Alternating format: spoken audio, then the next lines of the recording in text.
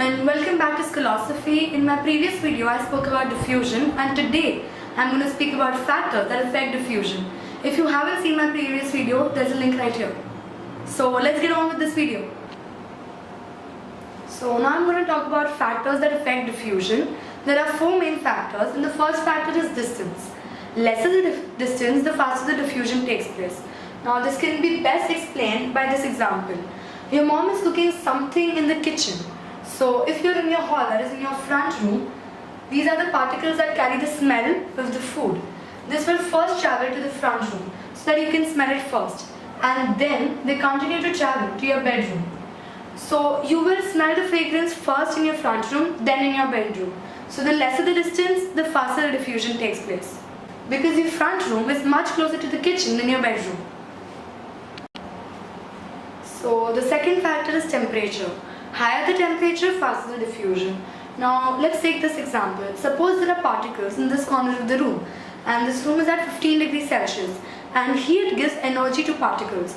So here the particles have some movement.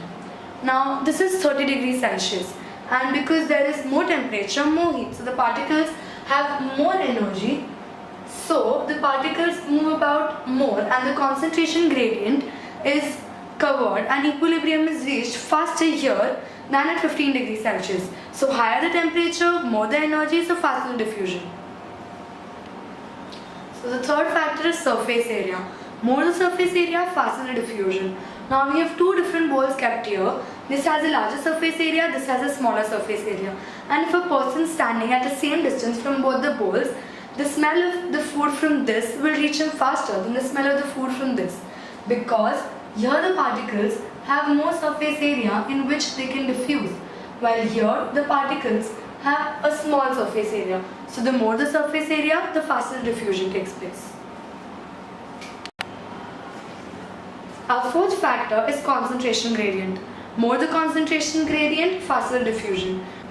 So let's take this example of these two rooms. The concentration of particles in this corner of the room is high, and the concentration is low here. So you can see that the concentration gradient is high.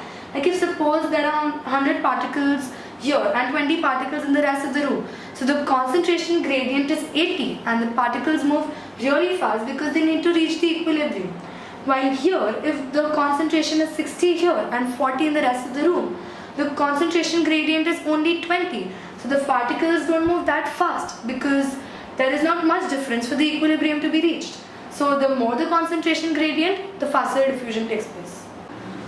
That's it for this video. I hope you understood. If you have any questions, please let me know in the comments down below, and I will post my next video on Monday. Please do subscribe.